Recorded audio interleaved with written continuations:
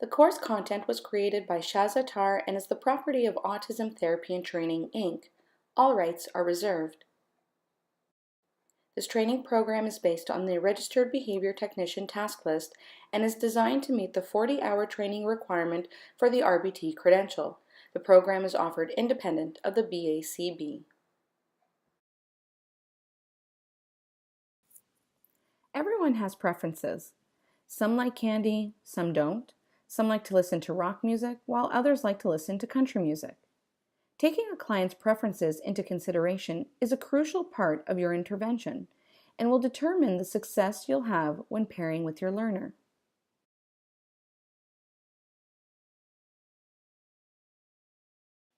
A preference assessment is used to identify potential reinforcers.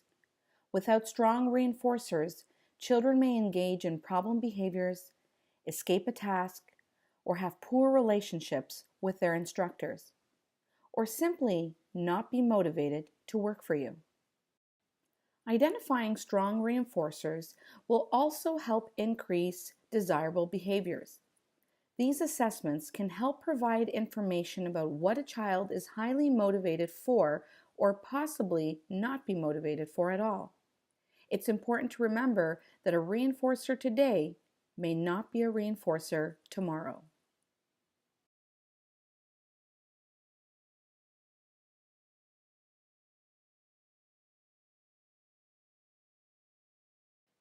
How do you know if an item is a reinforcer? When an item is present contingent on a behavior, that is, an object, toy, or edible follows a behavior, we can see an increase of that behavior over time. Remember, reinforcement is the process in which delivery of a consequence will increase future occurrences of the behavior. So if an item such as a toy or edible follows a behavior and an increase is observed in the behavior over time, we can say that it is a reinforcer. We cannot assume that all children will like bubbles and Play-Doh. Preference assessments can help us identify what a child will gravitate towards.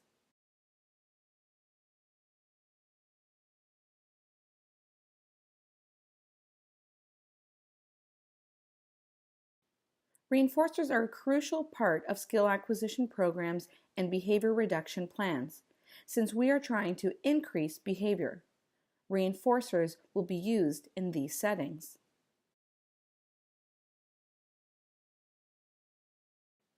Some of the ways we can conduct preference assessments is by asking, conducting free operant observations, or trial-based methods. Asking about the client's preferences is an indirect method of assessment. That is, you can ask the client a series of questions about their preferences. But this would depend on their verbal level and ability to answer questions about what they like or don't like. You can use open-ended questions such as, what do you like to do during your spare time? Or what is your favorite sport? You can also give a child choices before or after a task. You can ask if they want to play with cars or watch a movie. This again would depend on the client's verbal ability and ability to make choices.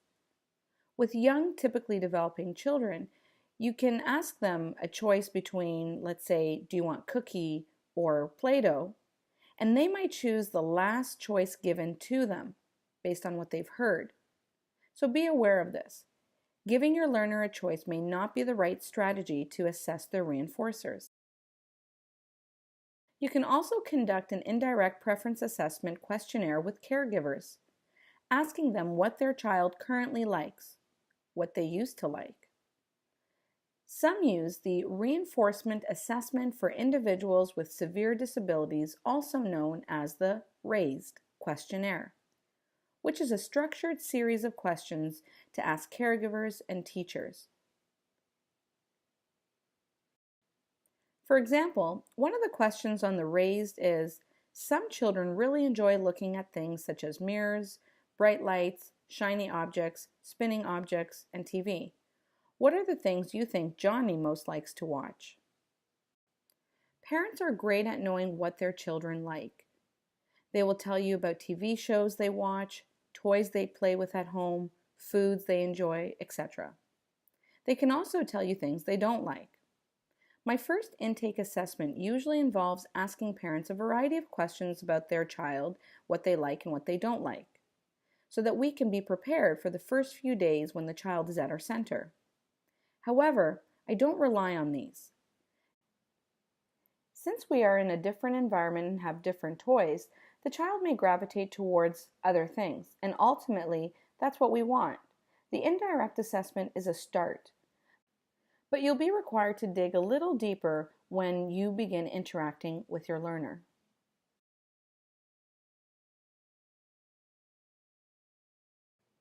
Free operant observation is when you observe and record what the learner engages in during play. You may need a dedicated room or space to run this assessment. You'll place items on the table or floor and allow your learner to freely interact with toys. You would measure the duration of interaction with the toys and rank them. For example, suppose you lay out cars, Play-Doh, and Connect 4. The learner walks around the room, approaches cars, and plays. You begin timing from the moment he began playing with the toy until he leaves it. Some children may play for a few seconds, while others may play for several minutes. This method of assessing potential reinforcers is great because you don't need to take toys away from the learner, which is a better choice for children that have a difficult time with the removal of toys. This can be used on new learners that come to your center, because you don't want to trigger behaviors and accidentally pair yourself with negativity. The disadvantage to this method is a child may always access the same toy, and staying with that one toy can make it impossible to rank. Free operant assessments may also identify 1 to 2 items, so you'll need to conduct other assessments to find more reinforcing items as well. A competing items assessment is when you can observe the learner with the toys in the environment and measure how often they engage in the undesirable behavior during that time. Here, you're looking to see what will compete with the undesirable behavior.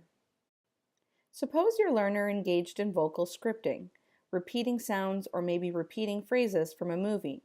When the learner begins to play with a musical toy, the vocal scripting stops. We may be able to identify what toys and activities would replace the need for that scripting. We had a 7-year-old boy that would engage in vocal stereotypy, where he would repeat a string of sounds during play over and over. We took partial interval data on his vocal stereotypy when he engaged in his preferred puzzle versus playing with his preferred puzzle and access to music. We found that his vocal stereotypy was at about 15% when he had access to music and the puzzle, and about 80% without music and just the puzzle. We could see that music competed with his vocal stereotypy. There are 2 types of free operant assessments. One is contrived free operant, and the second is naturalistic free operant. Contrived free operant assessments start the learner off with exposure to the items. They get an opportunity to interact with the item prior to the assessment. The exposure to the item is brief and it's non-contingent, meaning that it's not contingent on any behavior. They just get access to it. They didn't have to clap their hands or do a task in order to get access to that item. They get it freely. Then the items are placed in the room and data is taken. The observer would take duration data to see how long the child played with the item. Naturalistic free operant is conducted in the learner's natural, everyday environment. This could be the child's home, daycare, or place of therapy. This is a less intrusive method of assessing a child's preferences. You're not manipulating anything here, really. All you're doing is allowing the child to play freely in their own environment and taking data on how long they played with each item.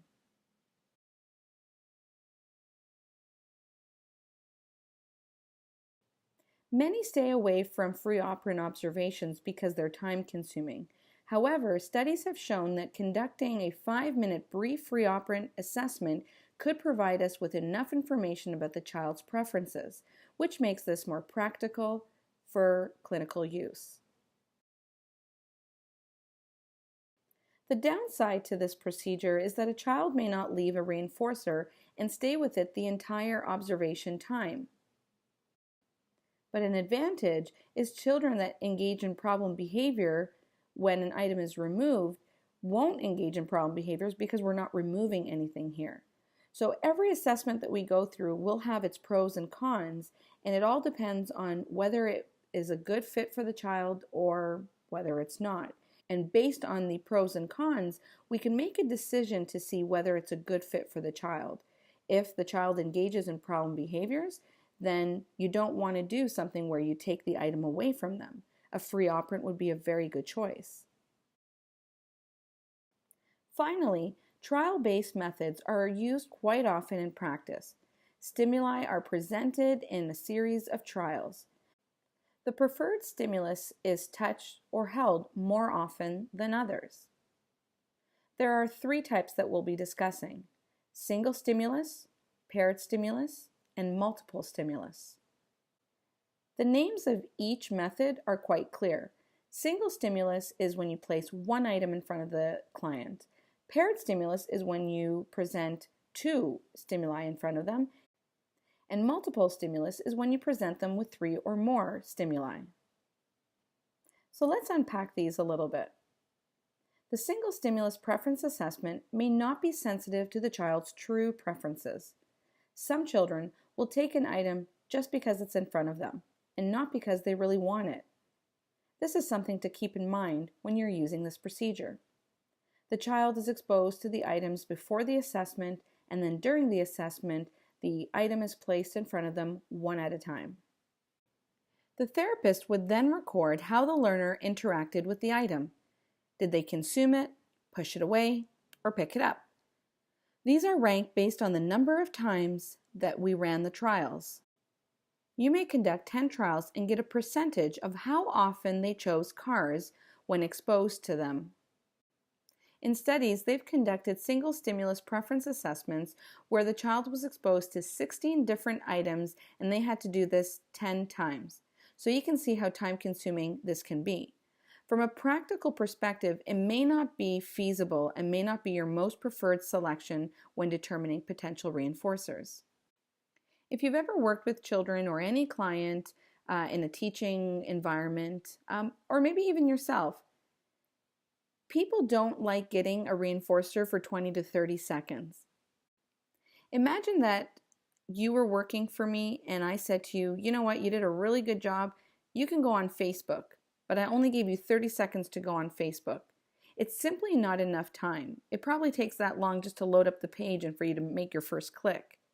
So you don't really get that feeling of, I'm really happy I got to play with this or do this. You may find that your learner fights you when giving up a reinforcer, so you want to try to avoid those kinds of situations during preference assessments and even outside of that. Realistically, people rather accumulate their time or their reinforcer so that they can have a longer time with it later on. Think back to the effectiveness of a reinforcer. One of the factors we reviewed was magnitude. The more time or amount of the reinforcer will impact the effectiveness of that reinforcer. To clarify this for you, we had a learner that requested Fruit Loops as an edible reinforcer. When one Fruit Loop was given to him contingent on the target behavior, we actually started to see a decrease in that target behavior. We began questioning the true value of that Fruit Loop. Was it really reinforcing? Did he really want it? So then I decided to prompt the correct behavior and give him access to the container of Fruit Loops and allow him to help himself in a sense. He took about 3 to 4 Fruit Loops and we saw a significant improvement in his behavior, trial after trial during that session. For learners that cannot choose between items, this is an approach that can help identify potential reinforcers. When one item is placed in front of the learner, what do you think will happen?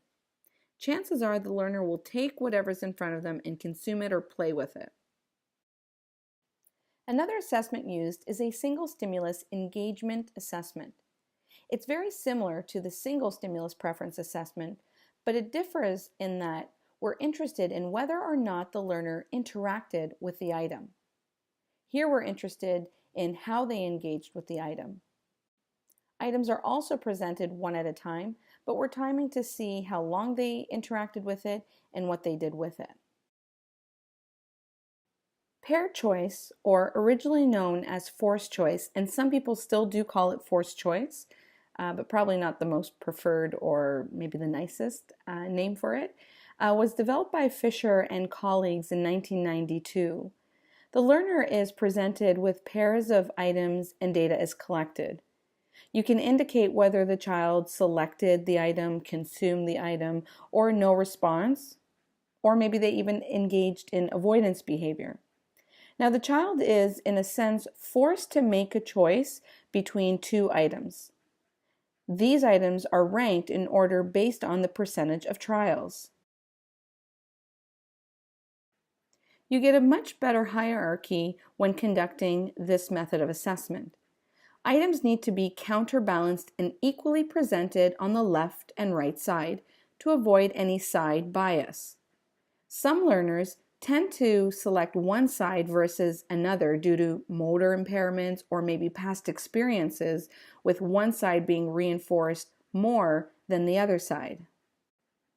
If your learner is selecting one side only, by switching the sides you can ensure that the child is selecting the item because of the preference and not because of the side. However, this preference assessment method is not for a learner who picks only items on the left side, for example. The limitation of this assessment is the number of trials needed to be conducted so that you get that hierarchy. So it is very time consuming. Let's do an example of a paired choice assessment. You would place stimulus 1 with stimulus 2. Let's call them S1 and S2. Then S3 with S4. I wanted to simplify this for you, so I've only selected 5 items. However, in practice, you might be selecting 10 to 15 items so that you get a good rank when you're conducting this assessment. Then you're going to place S5 with S1. Notice that S1 in the first presentation was on the left side, but on the second presentation, it was on the right side. This is to ensure that the learner is not selecting based on the side, but rather the preference. Now, if you saw the learner selecting only one side, then you might say that this assessment is not good for this learner and discontinue it as soon as possible. Preferences change from day to day and moment to moment, so you need something that is easier to conduct and not as time consuming. Over the years, researchers began looking at other ways to simplify these assessments to make them more practical.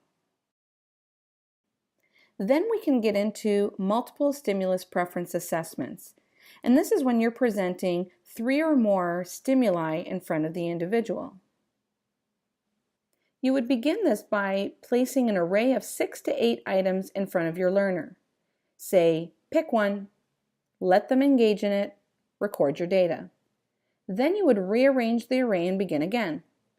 You would do this repeatedly so that you get stability on the ranking of their reinforcers. There are 2 types of multiple stimulus preference assessments. The first one is a multiple stimulus assessment with replacement, also known as MSW. The same number of items are in the array. The array is removed and presented again after 30 seconds. In this assessment, the items are not removed.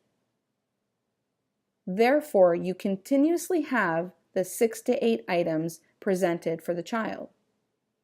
The disadvantage of this is if one item is highly preferred, your learner might keep going back to that one over and over again. A multiple stimulus assessment without replacement, also known as MSWO, allows the learner to select an item, so you would say pick one, and that item is not replaced, it's removed from the array. Here you get a nice hierarchy of preferences. The items can be ranked. You'll do this about 5 times, presenting the 6 to 8 items 5 different times. Now this can be time consuming, so studies have conducted simpler versions of this where they're more brief, where they place 6 items instead of 8, and instead of doing 5 presentations, they only did 3. Here, you're going to place the items in front of your learner and say, pick one. You're going to let them engage in that item, you're going to record your data, and then you'll rearrange, but you will not add another item to that array. So you'll have, let's say, 8, it'll go down to 7, 6, 5, 4, etc. So here's an example. Imagine these shapes are potential reinforcers. You say pick one, and the child picks the diamond. Once it is selected, slide all the items to the right.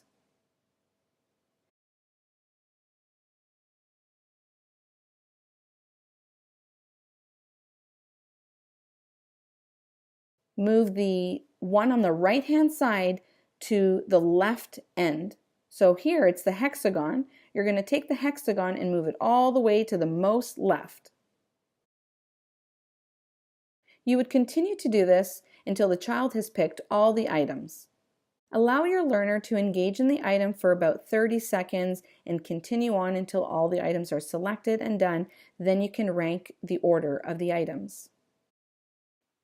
As I mentioned just a moment ago, that the original MSWO presented 8 items for the learner to select, but a brief example of this would be to put just 6 items, and rather than doing 5 times of this, because again that could be very time consuming, is you would just do it 3 times, and that was sufficient enough for the researchers, and they saw that they were able to rank a learner's preferences. So if you were to conduct this, you could set your table up early in the morning before the child comes, or before the child comes to your table, to set up the array, and then the child would come to the table. They would pick the toy. You can let them, maybe sit on the floor or sit somewhere else as they engage in it. You record your data, and then when you call them back, you've already rearranged the array. So you want to do it when the child's away from the table or not necessarily seeing it, so that you're not doing it in front of them. A couple of things to just keep in mind when you're conducting these preference assessments is keep the items at equal distance apart from each other. So don't have them too close to each other or really far apart. People are likely to engage in low effort behaviors. Greater reach response is, let's say the item is further away from the child, they might not pick that item just because it's further away from them. So you don't want to have the items too far apart or too close together. You want to have them, just slightly, maybe I would probably almost say 5 to 8 centimeters apart would be ideal. You can place the items in a straight array or slightly curved so it's closer to the child to reach. The child doesn't need to sit down for these. We often have the children standing up and doing it so that they can move, especially if it's a bigger table and bigger items, they can move along the table to pick the item that they want. And sometimes for children that tend to pick the item always, let's say, on the right-hand side, and they're kind of just going in order, not really necessarily they're picking the one on the right hand side, but more that they're going in order. What we do is we put the items on the floor, kind of scattered on a rug, and then we conduct the assessment that way. And we find that children kind of look around and they scan the entire area and then pick the reinforcer that they want, rather than having it in a straight line that they think they have to go in order. You might find your learner is grabbing or attempting to engage in multiple items. Just block their hand and don't let them take the other item, and just repeat, pick one or choose one, so that they know that that's the skill or that's what's needed in this situation. Some learners might throw the toy away, and if they do that, that might be an indication that they really don't want this item, and it's probably not something that should have been in the array to begin with. So you can write that down just so your supervisor or in the future that this is what the child did with that item. You can represent it just to see if that would happen again. And of course, if they threw that toy all the time, then you might say, okay, that's not something the child likes, so we're not even going to put it in the array, today or tomorrow. But again, maybe a month down the road or 2 months down the road, they might really be into it. So, don't feel like it's gone forever. A month or two down the road, they might really be interested in it. And again, just because these 8 items, you ranked, let's say, iPad and computer and Lego as the top 3, next month they may not be the top 3. So that's why it's important to conduct these assessments and see what the child is into, from day to day, month to month, and kind of overall just to get an idea of what the child is into and what they like. When using bigger items that can't be presented at the table, such as a trampoline or the park, you can use pictures.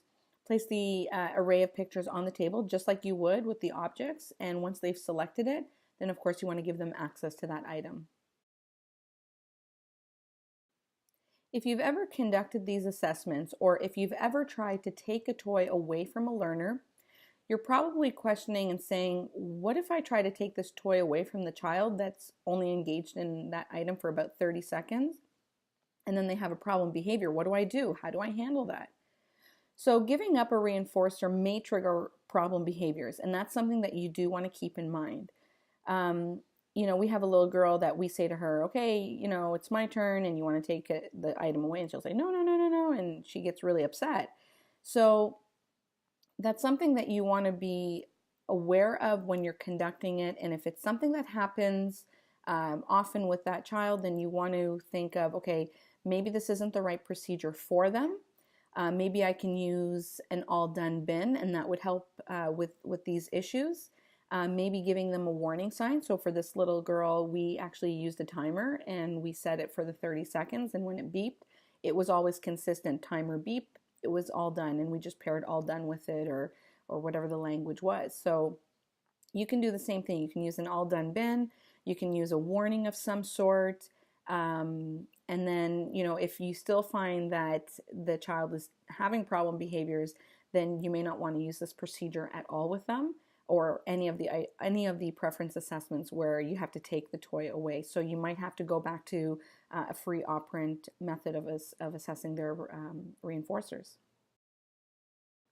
So we know that any assessment that we use, or especially when we're looking at preference assessments, there are always downsides. And so some of the other downsides, I've talked about, taking the reinforcer away. That's a downside. It's hard to take an item away from a child, and most often they don't just give it up, and especially when they've only had it for about 30 seconds. So the other downsides to this procedure is the child's ability.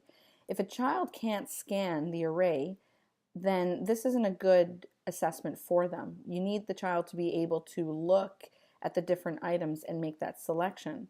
So often we see children make random choices rather than really selecting the most preferred items. From the point of view of the child, they see 8 items on the table or on the floor, and now they have just a few moments to make that selection based on their likes and dislikes in that moment. So it may not be feasible for them. It may not be something that they can do right away, and so that may hinder the quality of that assessment. Think about you entering into an ice cream parlor and you see a variety of ice cream choices, and it could take you a long time before you decide on which one you want in that moment. Because remember, preferences change from moment to moment. Although you really like chocolate and strawberry and maybe mocha ice cream flavors, what you're craving right now may be different. And so you might actually have to think about, like, what do I really want? Do I want this one? I want them all. I want like 3 scoops, but you don't want the 3 scoops. So you want to keep that in mind, that, for the child, it may take them a little bit longer to make that decision. And you might want to factor that in when you're actually conducting it. So now I completely understand if you need to stop this class and go get some ice cream, because those flavors look really, really good. So if you are getting ice cream, have fun. Another possible problem that can happen It's never really happened to myself in practice, but I know just in the real world, I know this happens to me all the time. Have you ever heard of the concept saving the best for last? Well, children can sometimes pick an item, but be saving the best one for last. And so that doesn't really give us a very good, accurate ranking because now the one that they like it, the last one that they selected was really their most preferred. And sometimes you may see this if the client that you have is verbal, then you can really ask them, like, why did you choose that one? And they might say, well, because I like it the most, or something along those lines. And so typically we don't see this, but with very advanced clients, it is something, and you just want to, be aware of it, so that if you notice that your learner is picking, let's say, iPad last, and you might question, like, wow, I really, really thought he liked iPad. Well, then, you might look and say, is it possible that he's picking that last one because he just wants to save the best for last? Remember, preference assessments are predictions of possible reinforcers. That is why I call them potential reinforcers. We need to validate that these are really reinforcers. So how do we know if the item is a reinforcer or not? As I mentioned in the beginning of this class, you would know that the item is a reinforcer or not if it was delivered contingent on the behavior. We would see that that behavior increased over time.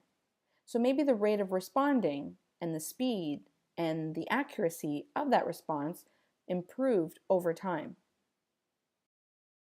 Suppose you were using a cookie contingent on behavior, and we start to see good rate of responding, the child's answering quickly and working effectively.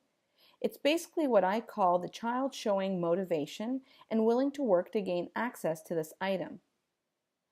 But when given Play-Doh contingent on that same behavior, we see responding is low and observing more mistakes and so on, we might say that this is a reinforcer that is not a reinforcer. So that item would really be considered not a reinforcer, but an item that maybe they liked before and today they don't like it. So we can actually see how the item impacts the behavior. I find that this is a common problem in practice. Many therapists working with children, let's say, conduct a preference assessment along with their supervisor, and we find that computer ranks the highest. But then the therapist doesn't give the computer contingent on the child's programming, let's say a skill that they're working on. The therapist might give the child Play-Doh instead after trials. When observing the learner, we can see that the child is answering slowly, there's minimal eye contact, they almost look dazed. We see the child looking off to the side and not really engaged with his therapist. Responses are incorrect and sloppy. So then when I ask the therapist, why aren't you using the highly preferred potential reinforcers? They might say something like, well, he really loves computer and I'm not using it because giving him access to the computer is really hard. We have to leave our table, there's a lot of walking, maybe the computer's on the other side of the room, and they'll give excuses as to why they don't use the reinforcer.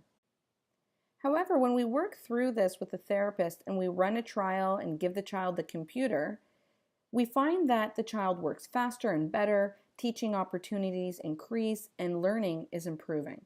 So then the question is it better to give the child the reinforcer that they like that improves their overall behavior, or give them something that's less preferred so that you can get more teaching trials in there, but realistically you're not, because the child's overall work at the table is actually not as efficient. You can test an item contingent on the behavior using progressive ratio analysis. There are other ways of testing this, but this is just one that I want to mention.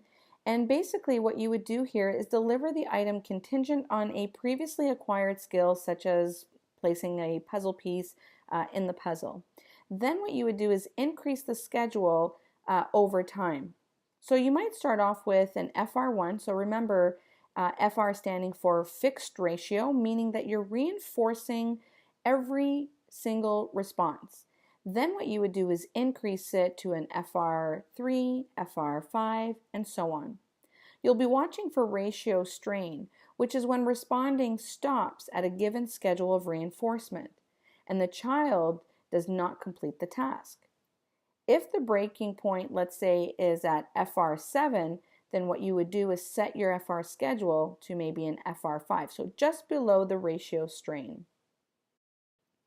In practice, as you're working with a learner, you may observe how your learner is behaving at the table with you. Are they looking away? Are they responding? Are they answering correctly or not?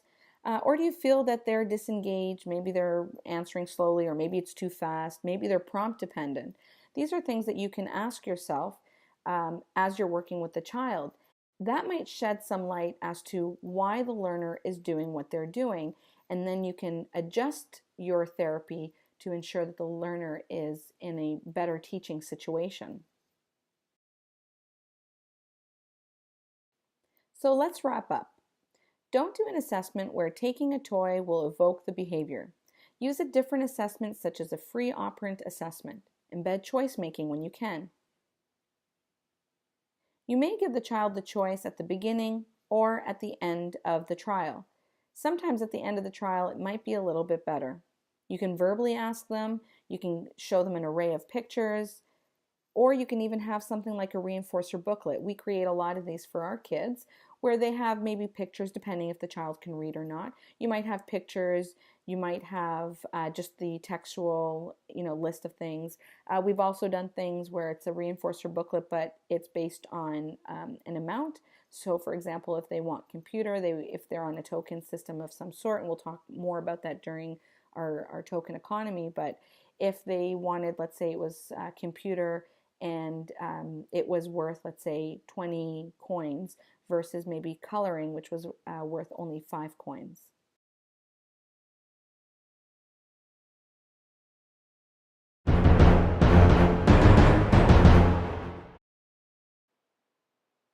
What is the purpose of a preference assessment? Is it A, to identify reinforcers, B, to predict potential reinforcers, C, to assess whether the child can scan reinforcers, or D, all of the above?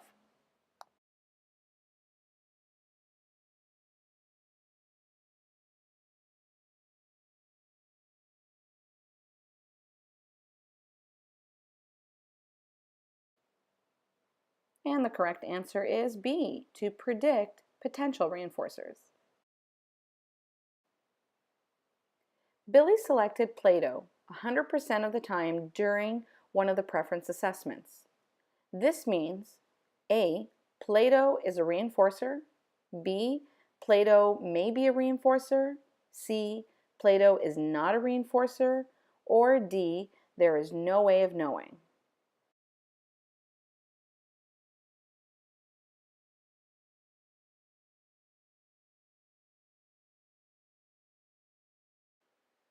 And the correct response is B, Play-Doh may be a reinforcer. To determine if an item is a reinforcer, you will need to do what? A, give it to the child and see if he consumes it. B, hold it in front of the child and see how it impacts his behavior. C, give it to the child and see how long he interacts with it. D, give it to the child following a behavior and see how it impacts the behavior.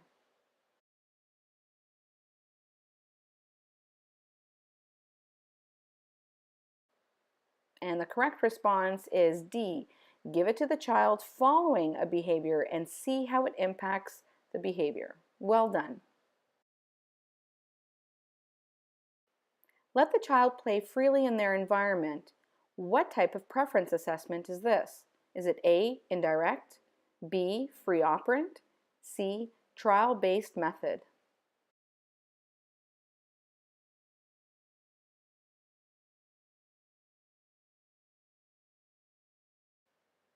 And the correct response is B, free operant.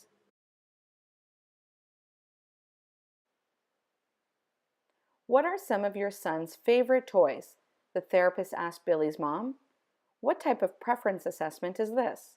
Is it A, indirect, B, free operant, C, trial-based method?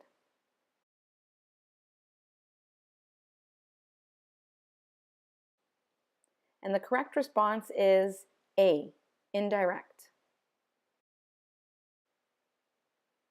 The RBT placed 8 items on the table and represented the same 8 items after 30 seconds. Which assessment was used? A, single stimulus preference assessment, B, paired choice, C, MSWO, or D, MSW.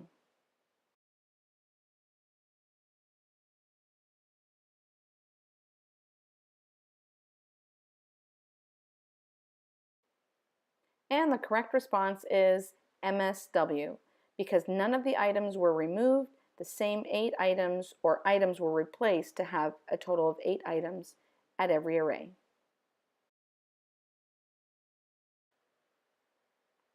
The RBT placed one item on the table and said to the child, pick one. Which assessment was used? A, single stimulus preference assessment, B, paired choice, C, MSWO, or D, MSW.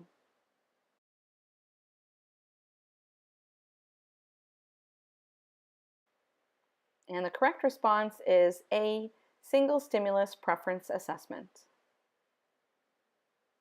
The RBT placed 2 items on the table and said to the child, pick one. Which assessment was used? A, single stimulus preference assessment, B, paired choice, C, MSWO, or D, MSW.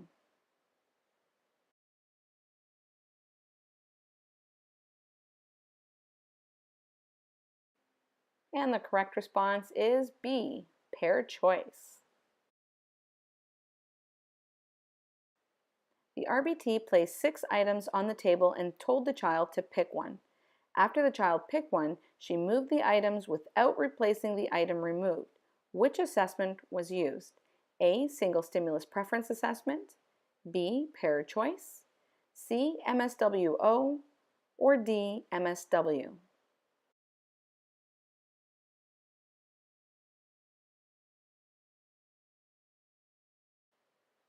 And the correct response is C, MSWO.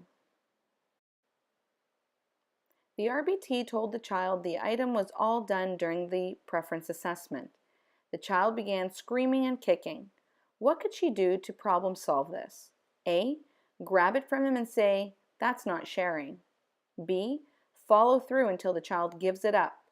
C, give the child another reinforcer. D, use an all done bin and a verbal prompt like, my turn.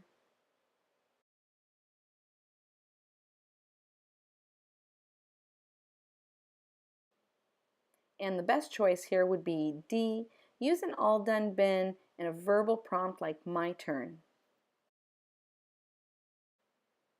The RBT notices that the child keeps picking the item on the left side during the preference assessment. This is a common problem known as A, left-handed selection, B, side bias, C, he's probably just picking in order, or D, none of these.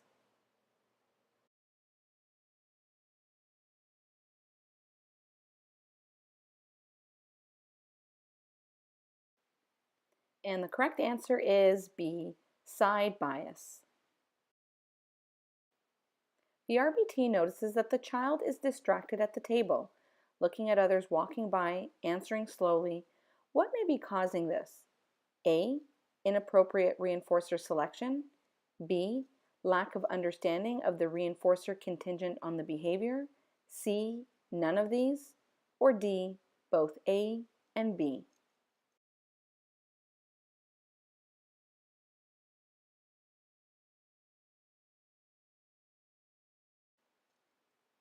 And the correct answer here would be D, both answer A and B. So inappropriate reinforcer selection is a probable cause, and also not understanding that the reinforcer that you're putting contingent on this behavior is actually maybe hindering it, or that the child's not motivated at the table and that's why they're looking away. So these are questions that you can ask yourself when you're working with the learner so that you could provide better services and better therapy.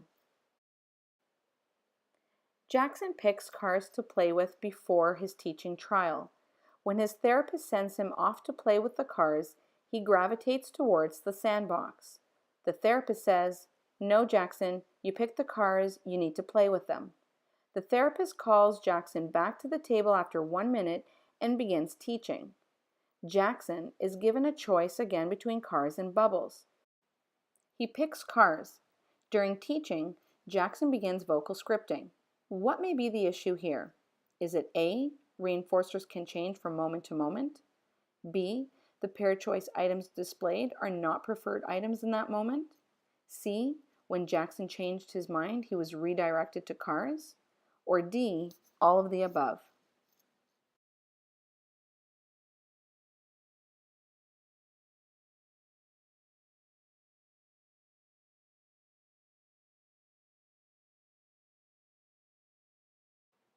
And the correct response is D, all of the above.